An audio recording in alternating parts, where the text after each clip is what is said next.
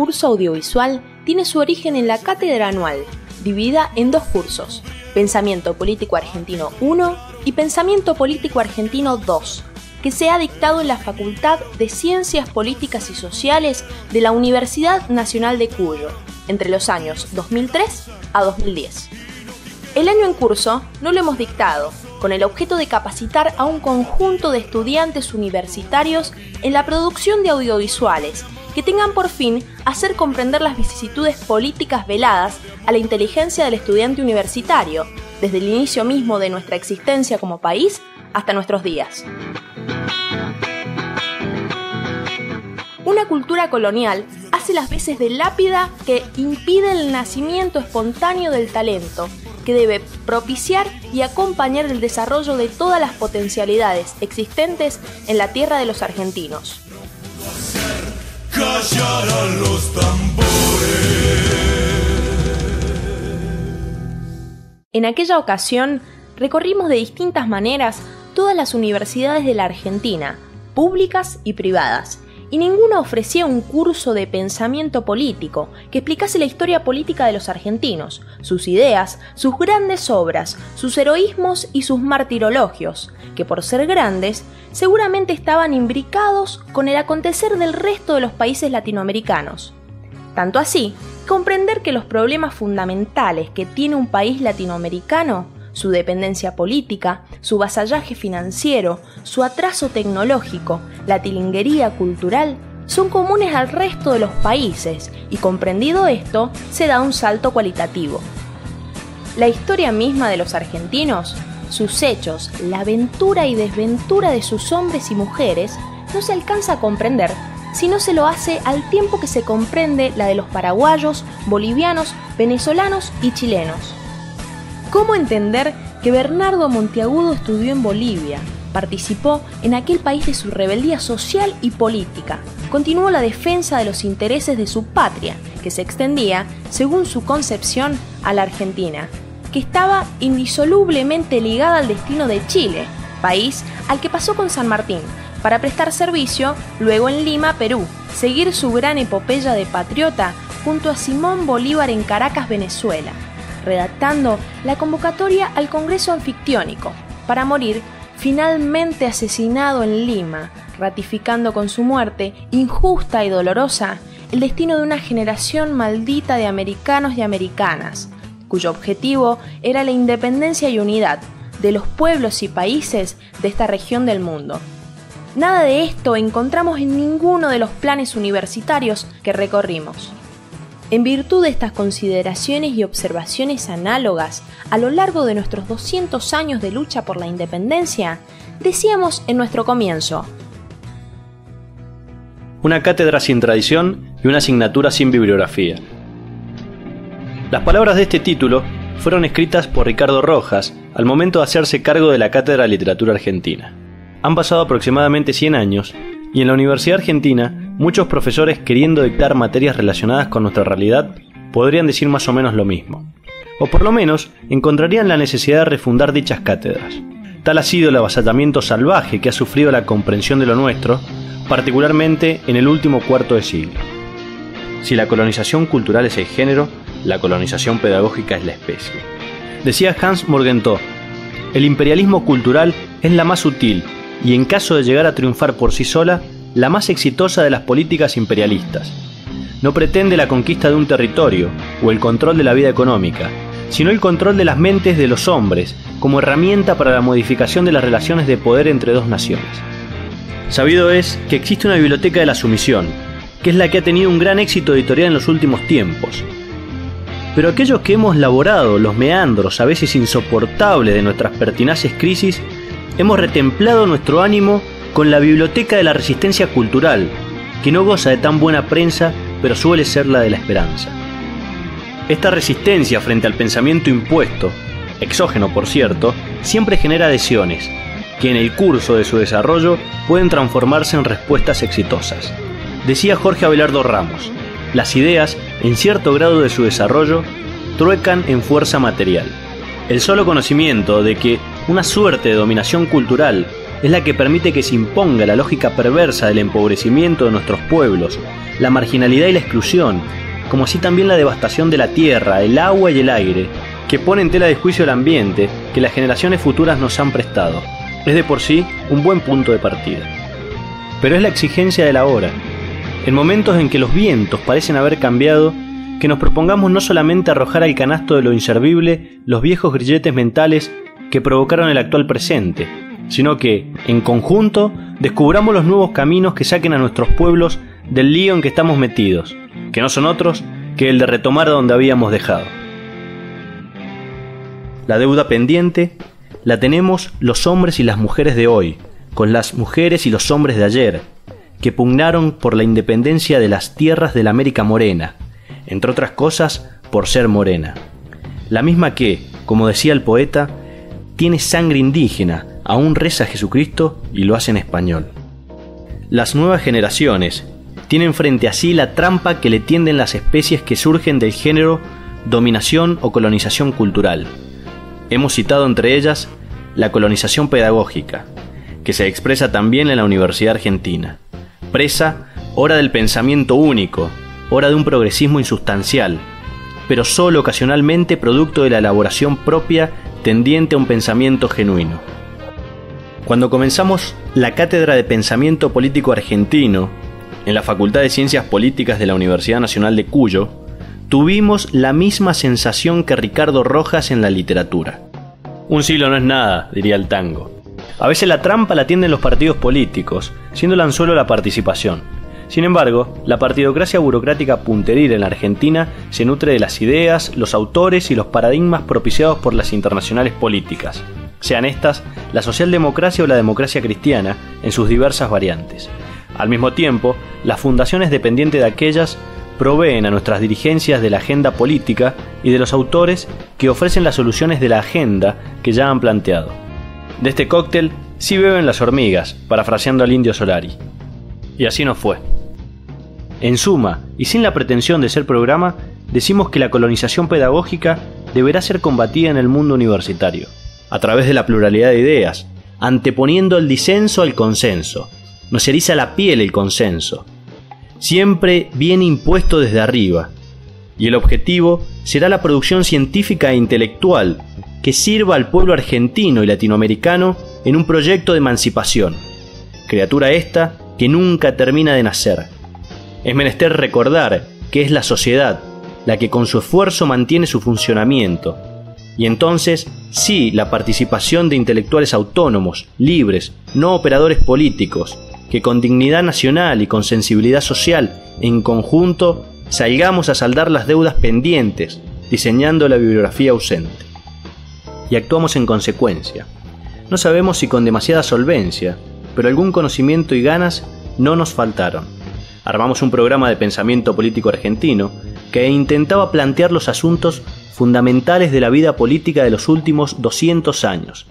Seleccionamos una bibliografía mínima, absolutamente necesaria, y lo presentamos en el Consejo Directivo de la Facultad, solicitando en principio que se lo incluyese como materia obligatoria en dicha Casa de Altos Estudios.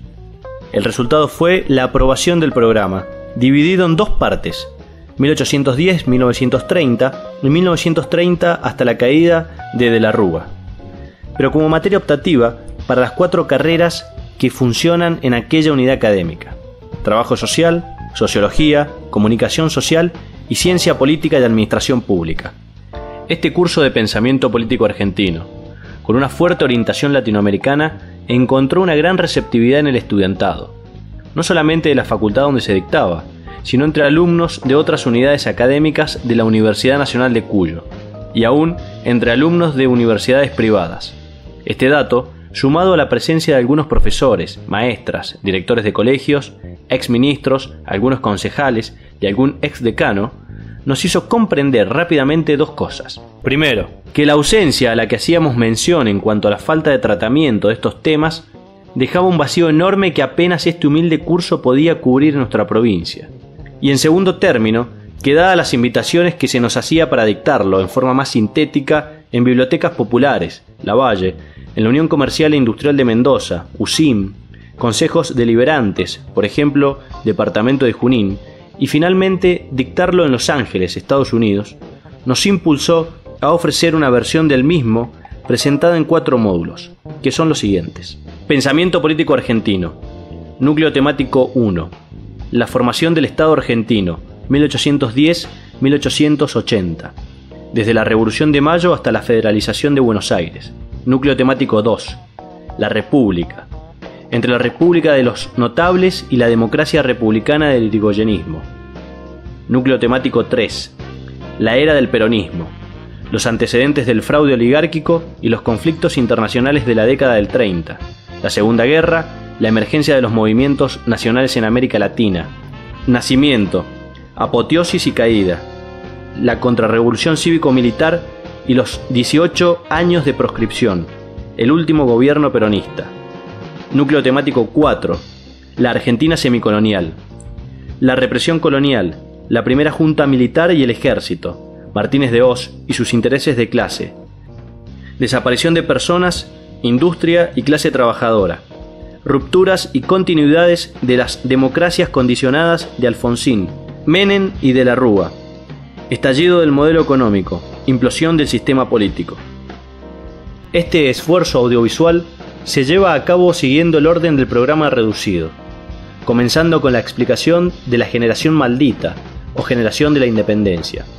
Una apreciación adecuada, surgida desde el conflicto y ligada a la verdad histórica, nos ayudará a comprender no solamente el primer módulo con mayor sencillez, sino también los 3 que lo siguen, puesto que tratamos de encontrar de entrada la punta del hilo conductor que clarifica una explicación racional de los hechos fundamentales de nuestras vicisitudes.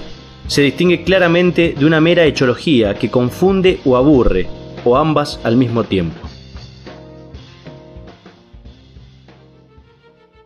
La generación maldita. Un cura de la época de la colonia le escribía al rey y le decía: a muchas de esas cosas de Indias les pusieron nombres de España. Buena lección para no repetirla con la historia, la sociología y las ideas de la América criolla. El lector no contemplará aquí leones calvos, sino la bestia soberbia que los quechos llamaron puma. El doctor Mariano Moreno es una de las primeras manifestaciones de la distorsión de nuestro pasado histórico, fundante de su incomprensión. El texto que sigue ilustra lo que estamos diciendo. Fue concebido como un breve relato para los estudiantes que cursaron nuestra materia y que se mostraban sorprendidos al saber que el personaje señalado nada tenía que ver con lo que alguna vez, muy superficialmente, habían escuchado. Según algunas versiones hoy aceptadas, al doctor Moreno lo asesinaron envenenándolo en alta mar. Con su indiferencia, la universidad lo mató por segunda vez. Vigencia del pensamiento político del doctor Don Mariano Moreno. Sorprende saber que el escrito político más importante, de quien fue quizás el que con mayor agudeza entrevió el futuro del país de los argentinos, estuvo desaparecido durante décadas y negada su existencia durante casi 200 años. Recién hoy empieza a lograrse una relativa unanimidad en torno a aquellas reflexiones que expresaban la necesaria arquitectura de la nueva sociedad naciente. Nos estamos refiriendo al plano que manifiesta el método de las operaciones que el nuevo gobierno provisional de las Provincias Unidas del Río de la Plata debe poner en práctica hasta consolidar el grande sistema de la obra de nuestra libertad e independencia. Más conocido como el Plan de Operaciones de Mariano Moreno, fue solicitado por la primera Junta de Gobierno en sesión secreta el 15 de julio de 1810. El abogado, economista, militar por circunstancias, abnegado y patriota en todos los casos, Dr. Manuel Belgrano, había solicitado en la misma Junta de la que formaba parte el diseño de un plan de gobierno que permitiese conducir a los pueblos que se asentaban en aquellos vastos territorios del ex virreinato del Río de la Plata y sus relaciones con la fogosa rebeldía del resto de los pueblos de la América hispánica. A poco que conozca las líneas directrices de aquel plan, el lector comprenderá por qué hablamos de la actualidad del pensamiento político de Moreno. Corren los días en que el Ecuador de Correa, la Venezuela de Chávez, el viejo Alto Perú de Evo Morales discuten el Estado nuevo y distinto que los pueblos que representan necesitan para cumplir sus destinos. En la Argentina, estratégicamente parte indisoluble de aquel viejo virreinato, en la cual la punta del iceberg del mismo problema son las retenciones a las exportaciones, se plantea el mismo asunto. El diario La Nación, fundado por Bartolomé Mitre, el demócrata, que comandó la masacre del pueblo paraguayo, plantea la finalización en medio del conflicto que ocurre mientras esto se escribe. de la intervención del Estado en la economía, poniéndose resueltamente una vez más del lado de los grandes productores y de los llamados pools de siembra. El citado plan de operaciones planteaba en los albores de la construcción del Estado de los argentinos este asunto central, que tiene que ver con la función de un Estado en cuyo seno solo se produce mercancía de escaso valor agregado que se intercambia en el mercado internacional por manufacturas de mucho trabajo incorporado e ideas ajenas. Como se ve, desde el principio, desarrollo endógeno y resistencia cultural son los dos componentes indispensables que tuvieron y mantienen su más irrebatible actualidad. El plan de operaciones y el conflicto de su época. Los modernos apologistas oligárquicos del 25 de mayo, que no son sino los agentes nativos del imperialismo, los ladinos democráticos que sostienen a la clase ganadera y a las fuerzas retardatarias, insisten en presentarnos el año 10 como la fecha nupcial de la joven argentina con su amigo británico. Prefieren pasar por alto la lucha del partido morenista, no por breve y trágica menos significativa, y glorificar los acontecimientos de mayo bajo el signo del librecambismo más puro. Al mismo tiempo, Ricardo Levene y sus acólitos, tan pudorosos de mezclar la historia con la política, han negado la autenticidad del plan de operaciones. Esta polémica es entendible desde el momento que una infinidad de autores, tanto de izquierda como de derecha, trataron de filiar nuestra revolución, americana y criolla, con los franceses conforme a las teorías liberal revolucionarias provenientes de aquel país.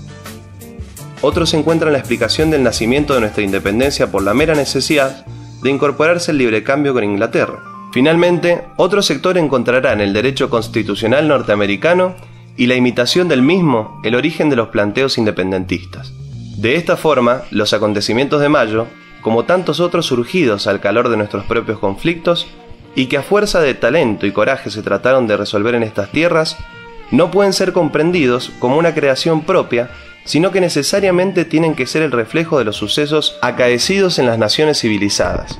Sin embargo, a medida que se profundiza en el proceso revolucionario de la década del 10 del siglo XIX en América hispánica, se llega a la conclusión de que es precisamente eso, un mismo proceso desde México hasta la América del Sur. Desde este punto de vista, el plan de operaciones de Mariano Moreno es una necesidad impostergable de la época. Dicho de otro modo, el proceso revolucionario en expansión necesitaba líneas directrices para desenvolverse, y aquellos que entendían los dolores y las causas de la revolución en ciernes fueron los encargados de su diseño. El agotamiento del absolutismo monárquico español no solamente ponía en tela de juicio el régimen político en España, sino que el conflicto se extendía a toda la América colonial, y las ideas liberal revolucionarias recorrieron aquella península y el nuevo continente, como así también los hombres que eran la encarnadura de aquellas ideas. El libertador José de San Martín es un claro ejemplo de ello. Afirmamos esto puesto que su lucha contra el absolutismo monárquico comenzó en España y encontró sus éxitos más notables en América. Al mismo tiempo, hombres como Tomás Guido o Juan José Paso, de larguísima militancia en el proceso de emancipación americana, recorren Europa y América tras un mismo objetivo, vinculándose con otros revolucionarios, venezolanos, chilenos o argentinos que habían abrevado políticamente en la actual Bolivia como Moreno o Monteagudo. Las vidas entrelazadas de estos hombres y mujeres, como Juana Zurduy y otras, explican la afiliación hispanoamericana de la Revolución de Mayo y de las guerras de la independencia, cuyas características serían criollas, mestizas, morenas, propias, continental americanas, emancipadoras. El plan de operaciones de Mariano Moreno se inscribe en esta línea.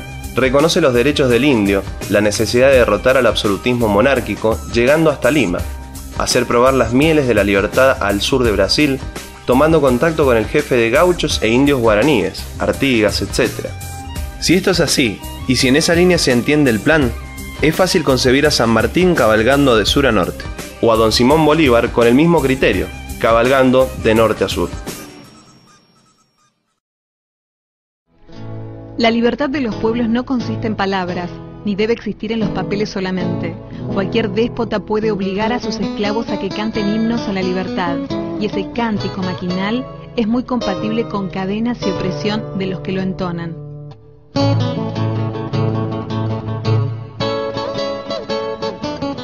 Si deseamos que los pueblos sean libres, observemos religiosamente el sagrado dogma de la igualdad.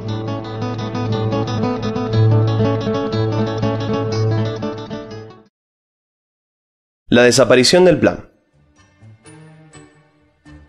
Decíamos anteriormente que durante décadas este plan, que nos permitía comprender la racionalidad de los acontecimientos de la Revolución de Mayo en adelante, entre otras cosas, el enfrentamiento entre Saavedra y Moreno, estuvo desaparecido. Redactado en 1810, recién hacia 1880 reaparece casi por casualidad. Un estudioso de la historia del puerto de Buenos Aires, Eduardo Madero, se reencontró con el plan de operaciones en el Archivo General de Indias, en Sevilla. El historiador, sabiendo que el general Bartolomé Mitre estaba trabajando temas relacionados con la historia argentina, decidió enviarle una copia. Pero el fundador del diario La Nación veía que explicando este plan se desmoronaba su teoría de la revolución liberal porteña exportada a Sudamérica desde Buenos Aires. Como se ha señalado, el plan de Moreno no era porteño, era continental. El general Mitre, ante esta invalidación inevitable de sus teorías, decide extraviar la copia. En consecuencia, nunca opinó sobre ella, y el mitrismo, tanto de izquierda como de derecha, tampoco. De más está decir que Mitre es la expresión de aquella corriente que explica los acontecimientos de Mayo a través de la necesidad de vincularnos al libre comercio con Gran Bretaña. Tiempo después, otro estudioso, Norberto Piñeiro, descubre otra copia del plan y se inclina resueltamente por la autenticidad del documento. Y naturalmente esta nueva visión sobre los acontecimientos fundamentales de nuestro nacimiento desata una fuerte polémica. Posteriormente, Paul Grusac niega todas las afirmaciones hechas, tanto por Eduardo Madero como por Norberto Piñeiro, aduciendo que el plan era una obra de algún chapucero español, que habría sido redactado luego de 1810. Con posterioridad, algunos autores como Luis Varela y David Peña respaldaron las hipótesis de Madero y Piñeiro. Ricardo Levene, una especie de historiador oficial de la Argentina oligárquica, librecambista y mitrista, afirmó que habiendo sometido a peritaje la letra manuscrita de la copia encontrada y la de Mariano Moreno, se evidenciaba que eran distintas letras. Por lo tanto, esto lo llevaba a la conclusión de que no era auténtico. Sin embargo, sabido es desde el principio que lo que se había encontrado en Sevilla era una copia. Con este argumento, creyó dar por finalizada la discusión. Contradiciendo las tesis de Mitre y sus seguidores, existe toda una correspondencia entre los involucrados con aquellos acontecimientos que ponen de manifiesto claramente que había un plan secreto de la Junta de Gobierno de Buenos Aires, que pretendía una revolución continental. A la muerte del doctor Mariano Moreno, nos inclinamos a creer que fue por asesinato, su hermano Manuel escribió una pequeña obra que llevaba por título Vida y Memoria del doctor don Mariano Moreno, que fue escrita muy poco tiempo después de la muerte de Mariano, en la cual Manuel pretende con su escrito transmitir a sus amados compatriotas el mismo espíritu que ha animado las acciones de que voy a dar cuenta. Esto lo hace a sabiendas de que el espíritu que animó las obras de su hermano intentará ser desvirtuado, y no se equivocaba. Es más que evidente que puede aplicarse este método de ver los asuntos americanos a aquella célebre frase que decía: «Somos un país porque no pudimos integrar una nación, y fuimos argentinos porque fracasamos en ser americanos». Llama la atención que en el desarrollo de su obra, Manuel Moreno, intentando explicar las opiniones de su hermano Mariano, deba remontarse hasta México y describir los acontecimientos revolucionarios en la América española, por lo menos en sus aspectos más importantes, región por región, hasta llegar a Buenos Aires. Esta visión de la patria continental generaba necesariamente una respuesta continental. Todo lo demás es desfiguración de la historia política de los argentinos, y Mariano Moreno fue una de sus tantas víctimas. Una anécdota sucedida en esta misma cátedra puede resultar ilustrativa. Una alumna le pidió a quien esto escribe bibliografía para estudiar el pensamiento político de Mariano Moreno. Se le sugirió la lectura de la obra de Manuel Moreno. La obra había ingresado en la biblioteca en 1968 y hasta el 2007, 40 años después, ni un solo profesor, ni un solo alumno la había pedido jamás. Estaba tal como llegó.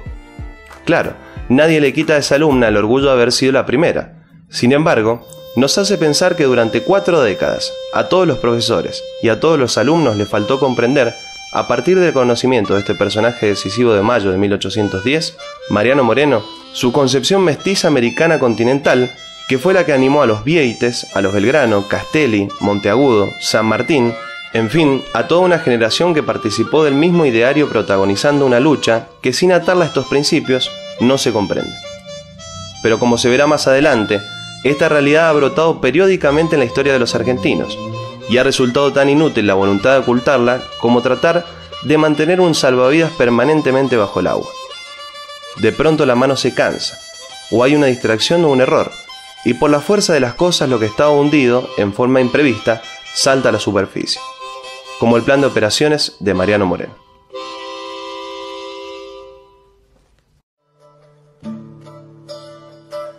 Manuel Asensio siempre simpatizó con los abajeños, como se apodaba a quienes provenían del Río de la Plata. Había conocido a varios de ellos en Chuquisaca: Moreno, Monteagudo, Castelli y otros que eran estudiantes en la Universidad San Francisco Xavier. Compartía con ellos agitadas reuniones en fondas ruidosas donde se hablaba y se discutía sobre temas en los que no intervenía. Aunque él no fuese universitario, se lo respetaba por su hondo conocimiento de las gentes de la región. Se trataba de pensar soluciones para entender y resolver las injusticias de esa América sojuzgada por una potencia europea. Este párrafo, tomado de Pacho O'Donnell, da testimonio de la relación que los revolucionarios americanos establecían ratificando con otros instrumentos y en otras circunstancias las mismas ideas de las que había sido portador Tupac Amaru, quien, a pesar del intento represor brutal de sus verdugos, no habían podido descuartizarlo para que se perdieran sus restos en 4 lejanos puntos cardinales. Durante su cautiverio, Tupac Amaru intentó evadirse 2 veces. Delatado por sus carceleros, fue sometido a tormento el 19 de abril de 1781. Con el brazo quebrado y con su propia sangre, escribió cartas procurando la reorganización de su ejército. Jamás los torturadores lograron arrancarle los pormenores de la conspiración. Bueno, ¿vas a confesar quiénes son tus cómplices o no?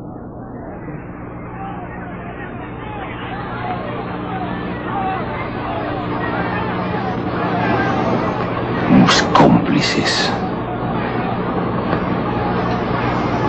Solamente tú y yo, Señor. Tú por oprimir a mi pueblo. Y yo por tratar de libertarlo. Cuenta Felipe Piña.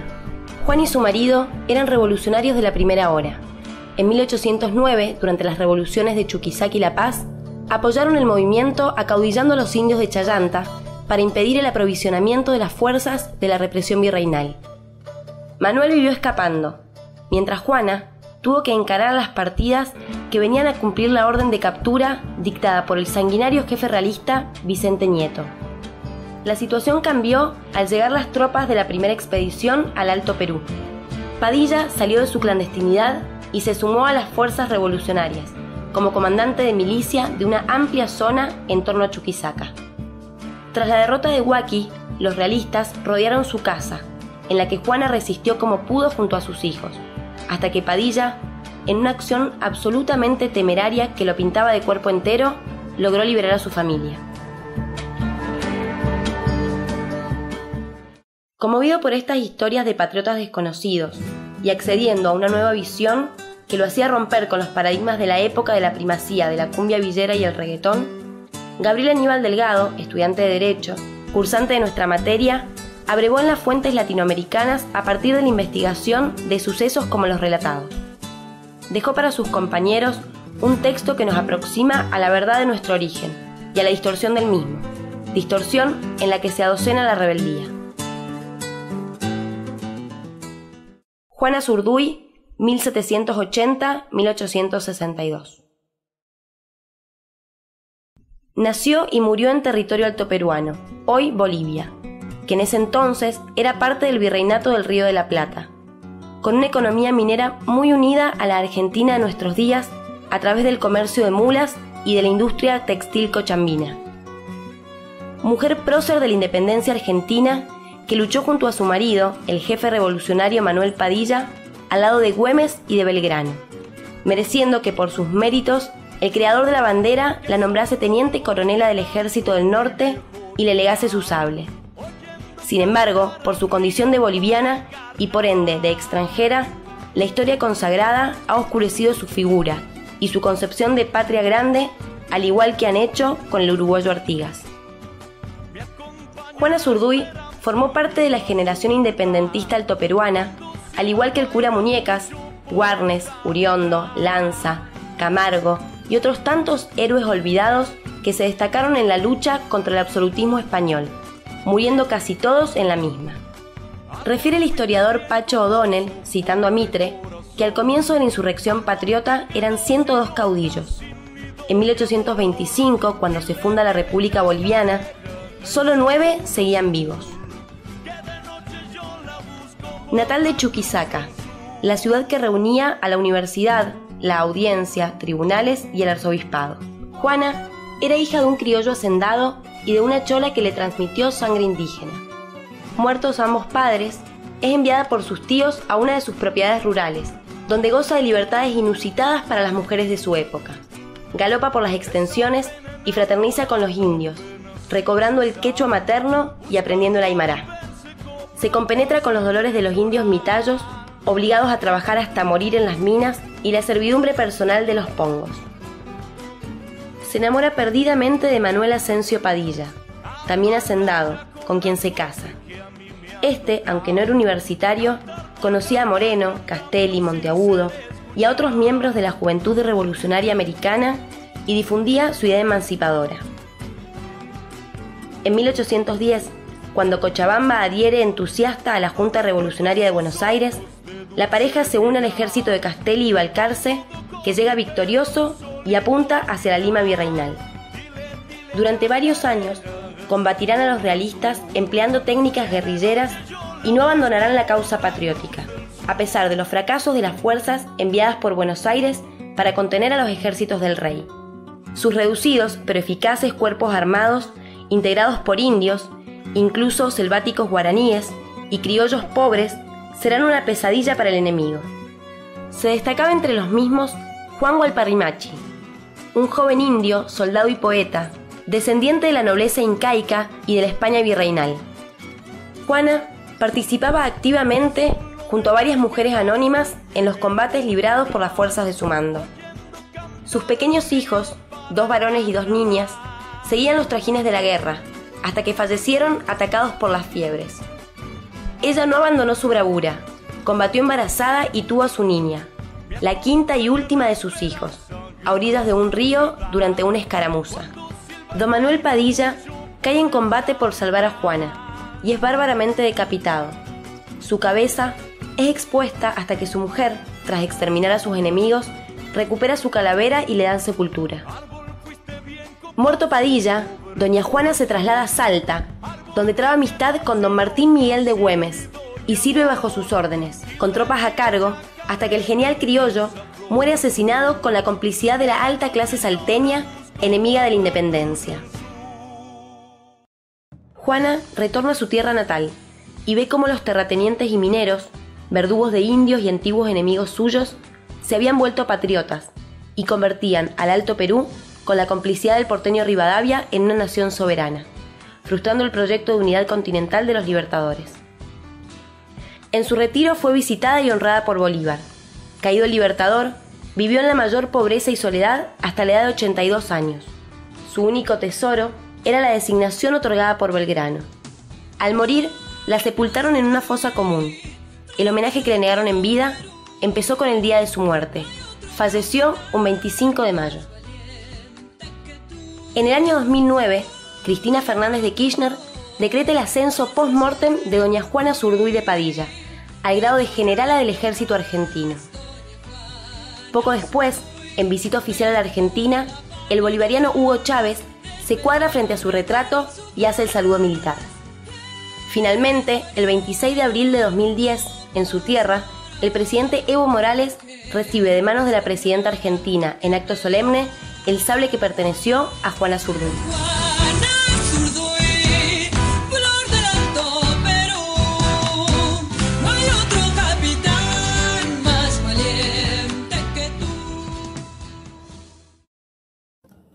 José Francisco de San Martín. En la Gaceta de Buenos Aires, del día 13 de marzo de 1812, el redactor, posiblemente Bernardo Monteagudo, escribe estas palabras que, sin saberlo, llegarían a ser proféticas. Me he preguntado muchas veces, poseído de diferentes afectos, ¿qué será de la suerte de mi patria? ¿Quién será el que enarbole el pabellón de la libertad?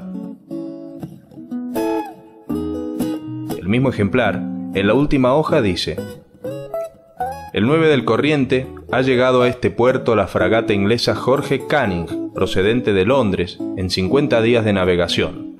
Más adelante continúa: a este puerto han llegado, entre otros particulares que conducía la fragata inglesa, el teniente coronel de caballería don José de San Martín, primer ayudante de campo del general en jefe del ejército de la isla Marqués de Compiñi, el alférez de navío don José Sapiola, el capitán de milicias don Francisco Chilabert, el alférez de carabineros reales don Carlos Alvear y Balbatro, el subteniente de infantería don Antonio Arellano y el primer teniente de guardias balonas barón de Olenbert. Estos individuos han venido a ofrecer sus servicios al gobierno y han sido recibidos con la consideración que merecen por los sentimientos que protestan en obsequio de los intereses de la patria. El general San Martín llegó a Buenos Aires el 9 de marzo de 1812 con el grado de teniente coronel de caballería y ocultando su identidad bajo el nombre de José Matorras. Formaba parte de la logia Gran Reunión Americana, la que integraban entre otros Francisco de Miranda, que como es sabido había nacido en Caracas, Venezuela. Este dato pone en evidencia una vez más la concepción americana que tuvo la generación de la independencia en toda y cada una de sus obras. Como vimos cuando tratamos el pensamiento de Moreno, otros porteños le daban a los acontecimientos revolucionarios la lógica de una revolución porteña, que el puerto de Buenos Aires exportaba como si fuese una mercancía más proveniente de Europa. Para cumplir sus objetivos, San Martín no solamente forma un ejército con el que combate victoriosamente en San Lorenzo, sino que debe destituir al primer triunvirato. Siendo su portavoz un joven abogado, Bernardo Monteagudo, quien había estudiado en la misma universidad que Moreno, en la actual Bolivia, habiendo obtenido su título un par de años más tarde. Este primer golpe de Estado en la historia argentina estaba orientado contra las tesis rivadavianas, que serán luego las mitristas, de imponer la lógica de los puertos libres y de la libertad de comercio en toda Hispanoamérica. En la película Belgrano se reproduce un diálogo entre los generales San Martín y Belgrano, en el que el primero dice dos cosas fundamentales. Una, que no es de su interés reprimir a los caudillos alzados contra la omnipotencia del puerto. Dos, que su plan no es llegar a Lima atravesando Bolivia, o sea, el Alto Perú, sino pasar a Chile y de ahí por mar al núcleo mismo del poder español en América del Sur, es decir, Lima. En este momento hay mucha gente pensando en independencia gracias a usted. Esa es la revolución. Yo tampoco voy a salir a cuchillar paisano. No se ponga mal por irse. Yo tampoco me voy a quedar acá. De Buenos Aires me van a pedir que me vaya a enfrentar con los caudillos sublevados. No me interesa. Además, no estoy tan seguro de que este ejército nos sirva. Yo no sé si es posible pasar al Alto Perú por aquí. Y cada vez me gusta más el camino de Chile. Y después por el mar. No sé.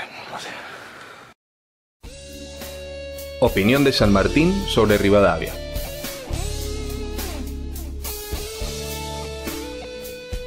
Tenga usted presente lo que se siguió en Buenos Aires por el célebre Rivadavia, que empleó en solo madera para hacer andamios para componer la fachada de lo que llaman catedral 60.000 duros, que se gastaban ingentes sumas para contratar ingenieros en Francia y comprar útiles para la construcción de un canal de Mendoza a Buenos Aires, que estableció un banco en donde apenas habían descuentos, que gastó 100.000 pesos para la construcción de un pozo artesiano al lado de un río y en medio de un cementerio público, y todo esto se hacía cuando no había un muelle para embarcar y desembarcar los efectos, y por el contrario, deshizo y destruyó el que existía de piedra y que había costado 600.000 pesos fuertes en tiempo de los españoles.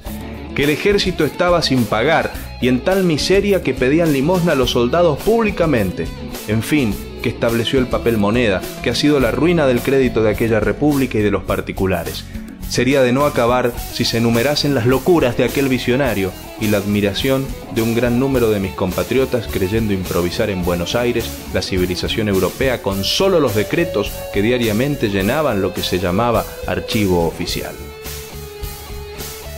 La República Rivadaviana y Mitrista edificó una imagen de un San Martín gran militar y buen padre que no entendía nada de los dolores de su gente. Tan inmensa fue la figura del padre de la patria que no se lo podía ningunear. No podía ser omitido, pero sí transfigurado.